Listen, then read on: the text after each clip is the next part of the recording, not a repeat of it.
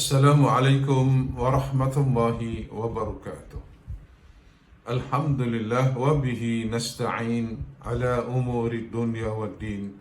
Wassalatu wassalamu ala ashrafil anbiya'i wal mursalin Sayyidina Muhammad wa ala alihi wa sahbihi ajma'in. Muslimin dan muslimat yang dirahmati Allah, alhamdulillah kita bersua lagi dalam acara Tazkirah Ramadan. Mudah-mudahan Allah Subhanahu wa Ta'ala memberikan kita kekuatan zahir dan batin serta istiqamah dalam kita melaksanakan ibadah puasa ini. Dan semoga ibadah puasa kita ini akan mengukuhkan lagi ketakwaan kita kepada Allah Subhanahu wa Ta'ala. Muslimin dan muslimat yang dirahmati Allah, dalam sebuah hadis yang diriwayatkan oleh Imam Al-Bukhari dan Muslim, Nabi SAW bersabda, "Iza ja'a Ramadan futihat abwabul jannah wa ghulliqat abwabun nar wa suffidatis syayatin." Apabila datang Ramadan, dibuka pintu-pintu syurga dan ditutup pintu-pintu neraka serta dibelenggu syaitan-syaitan.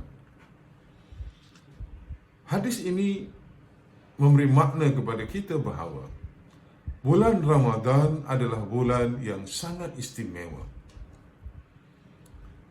Keistimewaannya ialah pada bulan Ramadan dibuka pintu-pintu syurga. Apakah yang dimaksudkan dengan dibuka pintu-pintu syurga? Artinya, pada bulan Ramadan kita diberi peluang untuk melaksanakan ibadat-ibadat dan amal-amal kebaikan yang dengan ibadat dan amal itu membawa kita ke syurga. Asalkan dalam kita melaksanakan ibadah dan amal-amal itu untuk mencari redha Allah, untuk mengharapkan balasan daripada Allah Subhanahu wa Ta'ala.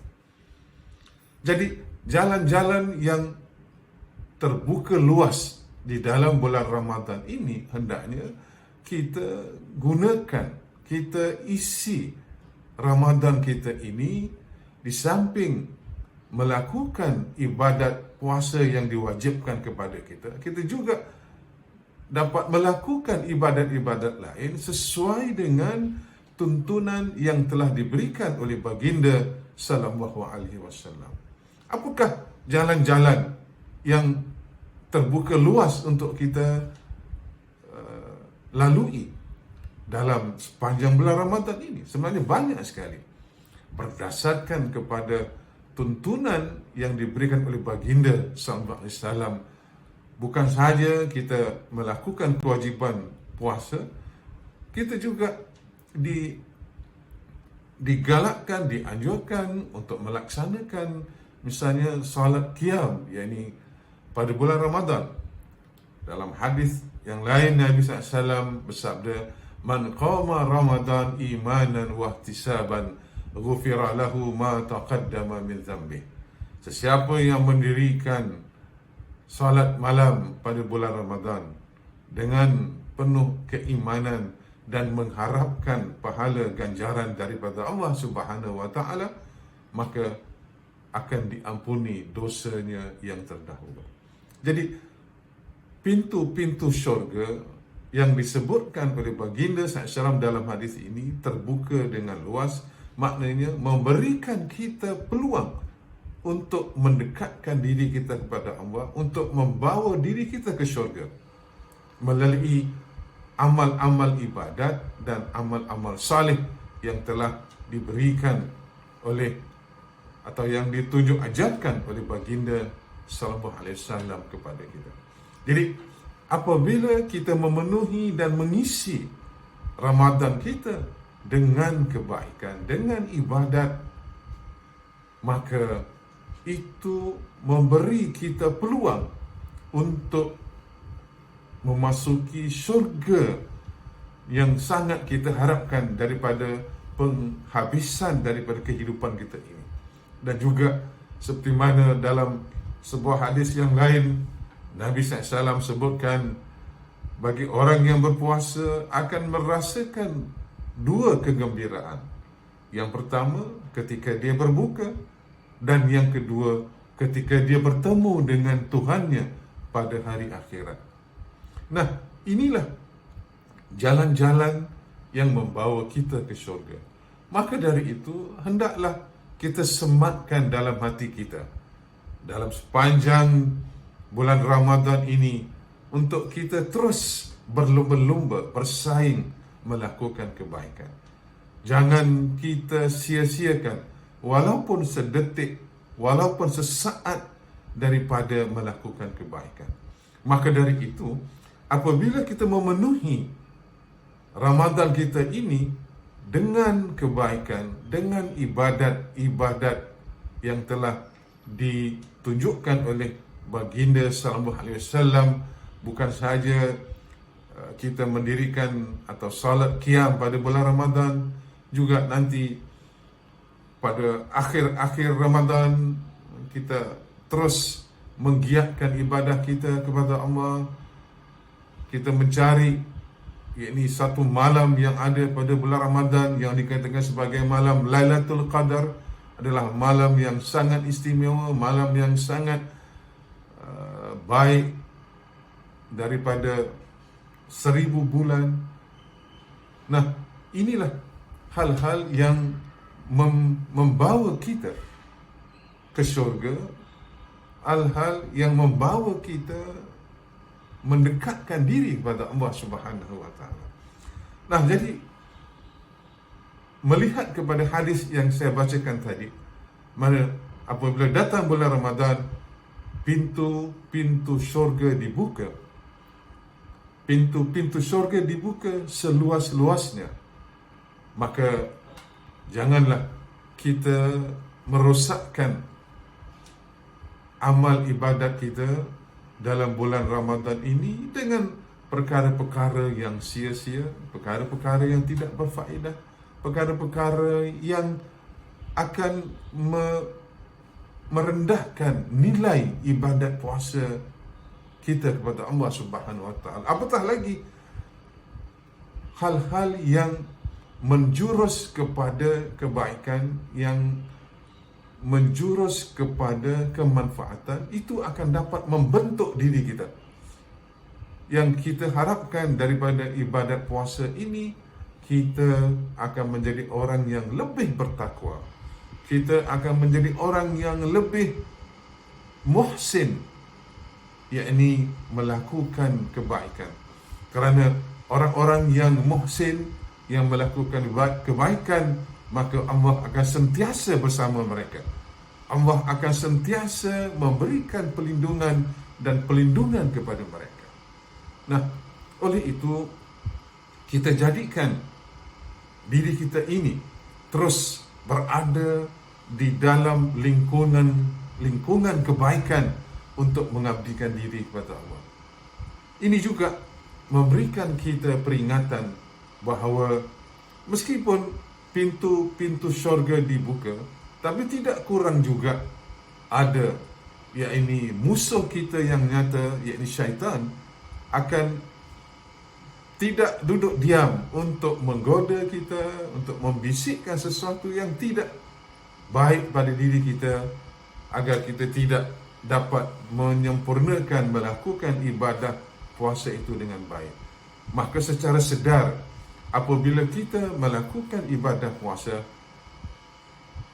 kita juga dapat membentuk diri kita, kita juga dapat menanamkan dalam diri kita nilai-nilai yang baik, nilai-nilai yang murni. Maka dengan demikian, kita dapat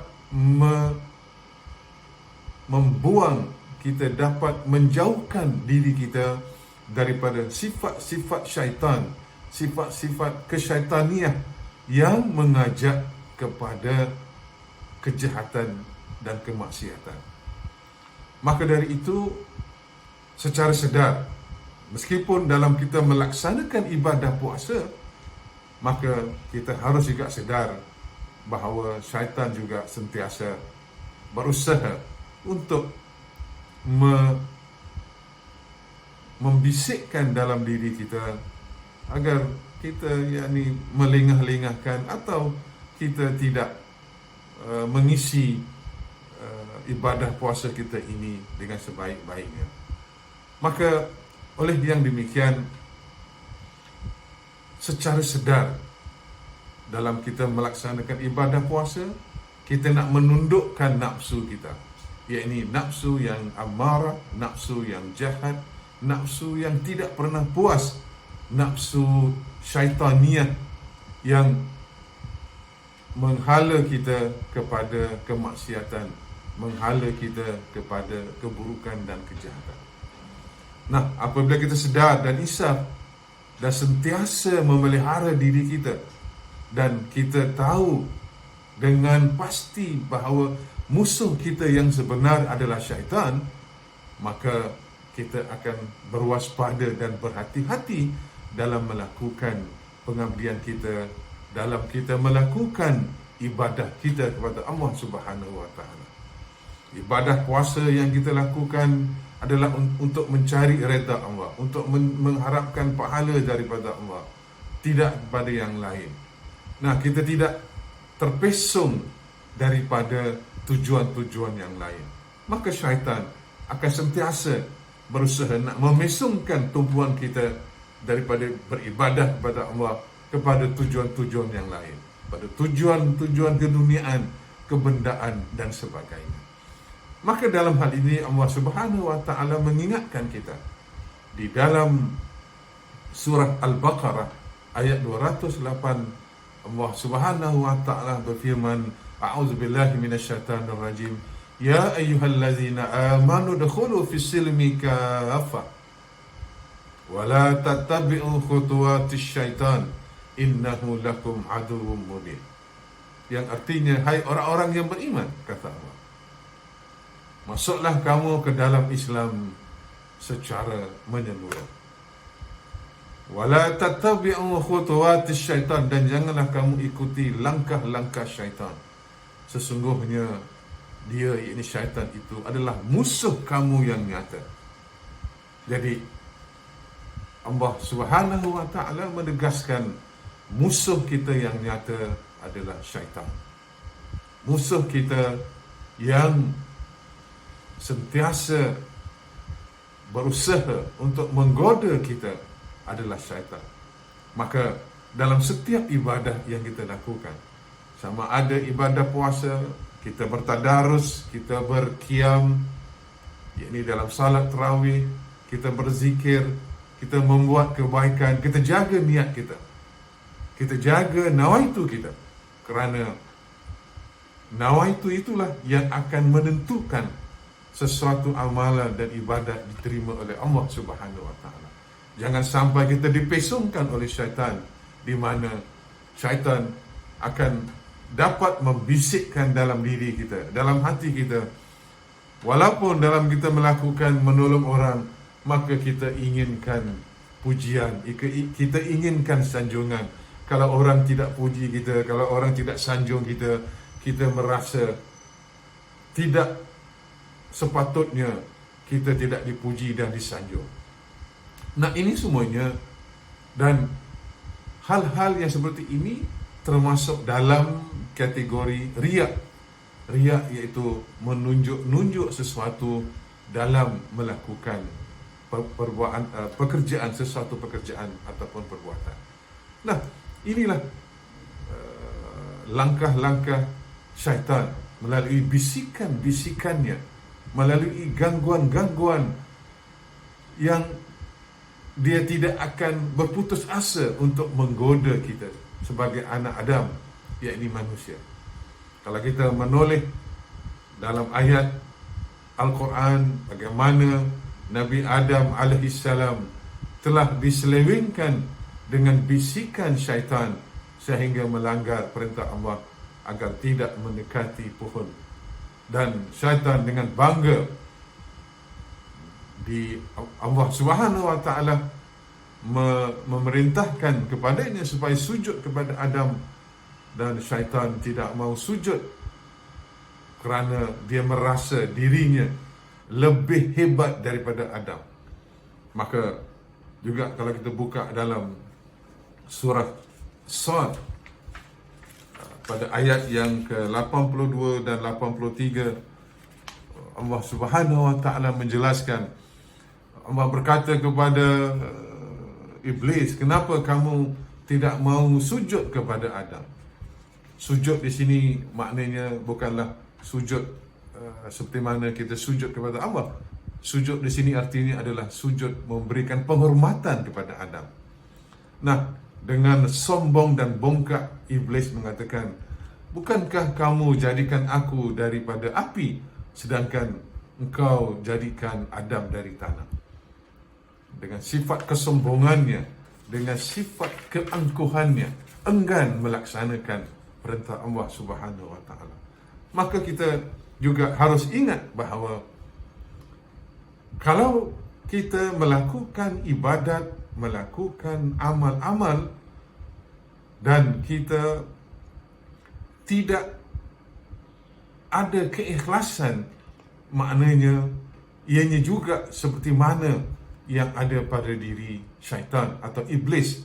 Mereka tidak mahu melaksanakan perintah Allah itu dengan sebaik-baiknya, dan malah enggan. Pada ayat yang lain pada surah Al-Baqarah juga, apabila dikatakan kepada iblis supaya sujud pada Adam, dia mengatakan aba wastakbara, dia enggan dan takabur, dan dia angkuh kepada Allah Subhanahu wa taala kerana ciptaannya, dia anggap dirinya lebih mulia daripada Adam yang dijadikan dari tanah. Nah, oleh yang demikian, di dalam kita melaksanakan ibadah puasa ini juga, kita menahan nafsu kita. Kita nak menundukkan nafsu, yakni nafsu amarah. Sebab nafsu amarah ini adalah nafsu yang condong kepada kejahatan dan kemaksiatan. Atau kita katakan nafsu syaitaniyah, nafsu yang akan menjerumuskan diri kita ke api neraka. Oleh yang demikian, haruslah kita berwaspada, berhati-hati di dalam kita melaksanakan ibadah kita kepada Allah Subhanahu wa taala. Maka jadikanlah ibadah kita ini ibadah yang benar-benar dapat menundukkan nafsu amarah kita. Kerana nafsu amarah ini adalah nafsu yang tidak pernah puas, dan malah apabila tidak ada kepuasan itu dan tidak dapat apa yang dikehendaki, maka ianya boleh menimbulkan hal-hal yang tidak baik. Sehingga kan ada orang boleh menyalahkan Tuhan, kenapa Tuhan memberikan dia sakit, kenapa Tuhan memberikan dia, menjadikan dia orang yang miskin dan sebagainya. Sebenarnya itulah bisikan-bisikan syaitan, kalau kita tidak menyedarinya, yang akhirnya kita diheret dan membawa ke neraka. Semoga Allah Subhanahu wa taala melindungi kita daripada hal-hal yang demikian. Tuan-tuan dan puan-puan yang dirahmati Allah, maka dari itu, di dalam kita mengambil peluang, berlumba-lumba dalam melakukan kebaikan, melakukan ibadah pada bulan Ramadan ini, maka kita terus dengan istiqamah. Sekarang ini kita berada pada 14 Ramadan. Maknanya kita masuk hari yang ke-14 Ramadan ini, kita menjalani ibadah puasa. Maka kita jagalah sepanjang 14 hari yang telah kita lakukan, ianya mengukuhkan lagi ketakwaan kita. Dan dengan kekukuhan ibadah kita ini, takwa kita ini, kita mengharapkan baki seterusnya dalam Ramadan ini dapat kita sempurnakan, dapat kita kukuhkan, dapat kita teguhkan sebaik yang mungkin dalam rangka kita untuk mengabdikan diri kepada Allah Subhanahu wa taala. Kita bermohon kepada Allah agar hati kita, fikiran kita tidak dipesongkan daripada hasutan bisikan syaitan. Dan kita minta kepada Allah, tumpuan kita, fikiran kita, hati kita ditujukan kepadanya untuk beribadah kepadanya, untuk mencari keredaannya, dan akhirnya mengharapkan syurga di akhirat nanti. Tuan-tuan dan puan-puan yang dirahmati Allah, kesimpulannya ialah bulan Ramadan adalah bulan yang sangat mulia, dan kemuliaan Ramadan ini hendaklah kita isi dengan ibadat dan amal-amal saleh.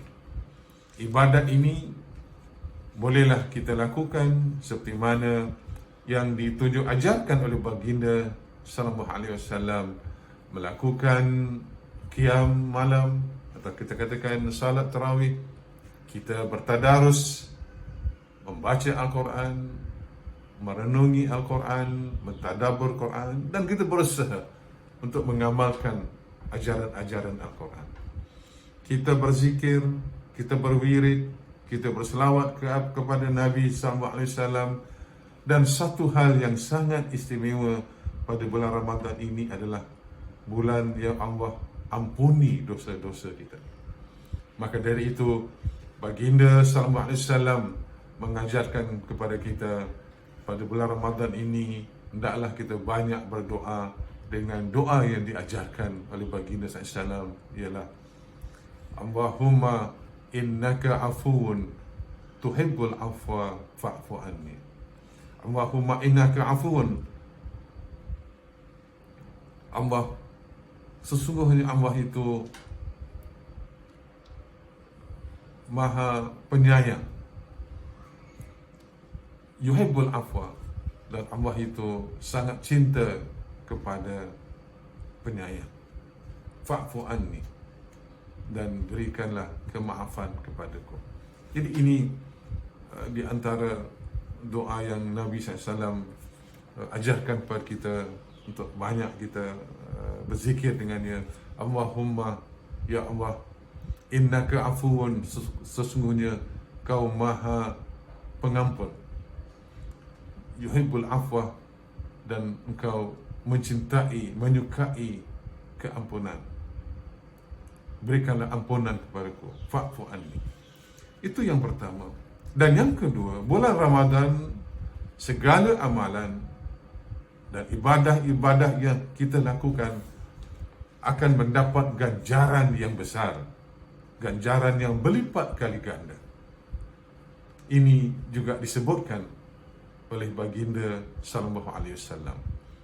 Suatu amal yang kita lakukan pada bulan Ramadan ini, amal baik, Allah akan berikan ganjaran 10 ganjaran. Maknanya ganjarannya sangat besar.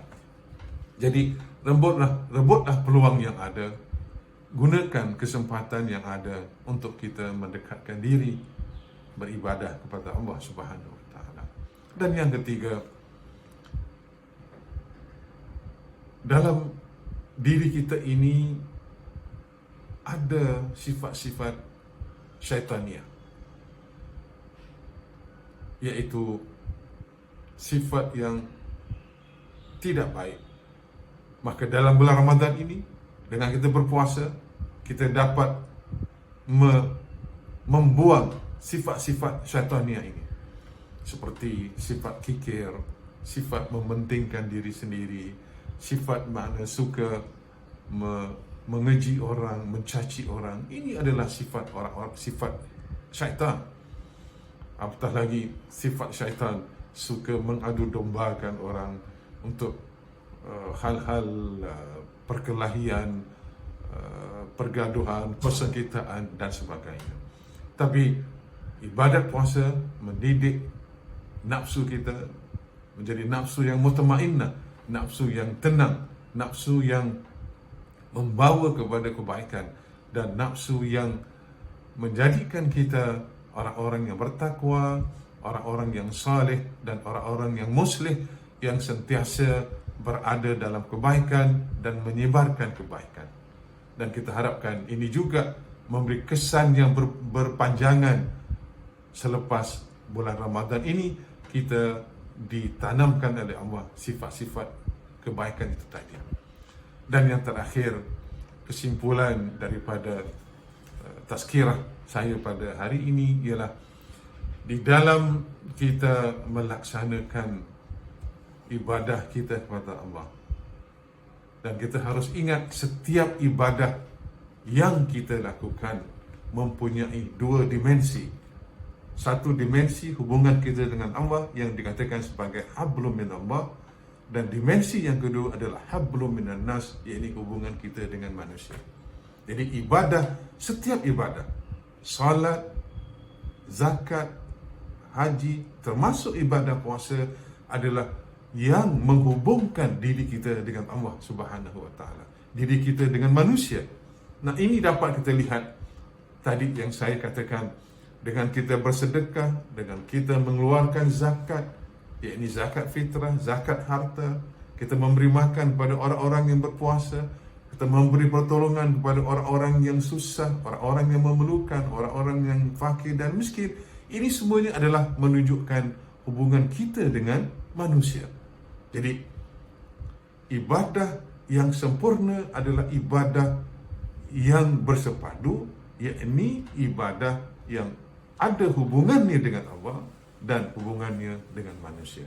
Semoga ibadah puasa kita ini mengukuhkan lagi hubungan kita dengan Allah dan juga hubungan kita dengan manusia, dengan sifat kasih sayang, dengan sifat kecintaan dan kemesraan, kerana mereka semuanya adalah saudara kita, untuk kita sama-sama memperbaiki keadaan mereka sehingga mereka juga dapat mengabdikan diri kepada Allah dengan sebaik-baik. Inilah di antara beberapa perkara yang penting yang dapat saya kongsikan pada kesempatan kali ini. Mudah-mudahan ianya menjadi renungan kita bersama agar kita menjadi orang-orang yang sentiasa mendapat perlindungan Allah, yang sentiasa mendapat pertolongan Allah apabila kita dekat dan juga kita patuh dengan segala perintah-perintahnya dan menjauhi larangan-larangannya, agar dengan demikian kehidupan kita akan lebih bermakna, kehidupannya lebih berarti di dunia dan di akhirat, dan dimasukkan kita dalam golongan hamba-hambanya yang salihin dan mukminin. Tuan-tuan dan puan-puan yang dirahmati Allah, sekian saja tazkirah pada hari ini. Marilah kita berdoa kepada Allah Subhanahu wa taala. Semoga Allah Subhanahu wa taala memberikan kita kekuatan keimanan untuk kita menyempurnakan ibadah puasa ini dengan sebaik-baiknya.